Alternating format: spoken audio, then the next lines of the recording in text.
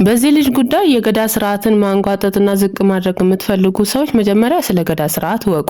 ይህንንም ደግሞ ክብር ለቤተሰብ ያሳየው ገዳ ስርዓት ነው። ልጁ ከ2 ወር ከ3 ወር በላይ እኮ አልታሰረም ወይም ነፃ ነው ብሎ እኮ በነፃ ወጥቷል አይደል እንዴ? ስለዚህ ይህንንም ደግሞ ክብር ሰጥቶ በሽምግልና ከተያዘ ሽምግልና ደግሞ ታላቅ ነገር ነው። ሽምግልና ክብር ነው ምንም ቢሆን ማለት ነው። ምንም ነገር ሞት ለማንንም ሰው የታዘዘ ነው። አሟሟታችን ይለያያል እንጂ ለየትኛውም ነፍስ ሞት የታዘዘ ነው።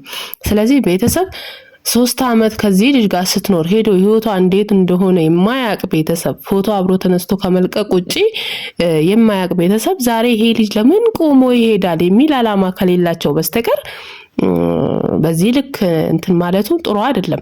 እና ደግሞ ገዳ ስርዓት ላይ ቆማችሁ ጠበቃ ገዝታችሁ ተከራክራችሁ በገንዘባችሁ ረታችሁ የምትወጡት አሰራር አይደለም። እውነትን ይዛችሁ ነው በእውነት መንገድ ተከራክራችሁ የምታሸንፉት። እውነት ካላችሁ ብቻ ነው ታርቃችሁ የምትወጡት። ካለዚያ ብረት ነክሳችሁ ምላችሁ ተረግማችሁ ነው የምትወጡት ከዛ ቦታ። ከዚህ በላይ ደግሞ ፍትህ የለም።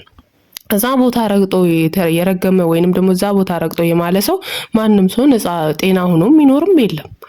በርግጥ ቆሞ ራሱ ሲማል ራሱ በጣም ያስፈራል፣ ያንቀጠቅጣል። ስለዚህ ያጠፋ ተቀጥቶ የጠፋ ነገር ደግሞ ተክሶ በፍጹም እውነት ምሎ ነው እርቁ የሚጠናቀቀው እንጂ እንደዚህ እንደማንኛውም ረታችሁ በጉልበት የምታሸንፉበት ወይንም በገንዘብ ኃይል የምታሸንፉበት የገዳ አሰራር ስለሌለ ባካችሁ ሌላ ወሬ ከምታወሩ በቃ እኛ ሲገል ስላላየን ልጁን ተውት፣ በቃ ነፃ ይሁንበት። እንዴ ምንድነው ህጉ እኮ አይቶታል አይደል እንዴ? ስላየ ህግ ደግሞ ግራ ቀኙን አይቶ ነው የሚወስነው፣ ዝም ብሎ አይደለም። በማንኛውም በሚዲያ ግፊት አይደለም የሚወስነው። ስለዚህ